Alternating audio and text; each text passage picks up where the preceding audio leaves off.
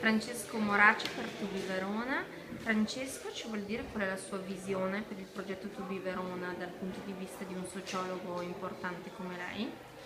Io credo che si debba davvero con To Be Verona ragionare in modo nuovo, capovolgendo la logica classica della globalizzazione. Per molto tempo si è detto pensa globale e agisci locale. Oggi sta avvenendo il contrario, cioè le realtà, i territori che hanno delle unicità, e Verona ha delle unicità, capiscono di poter proporre nel mondo la propria originalità. Quindi think locally, pensa localmente, agisci globalmente.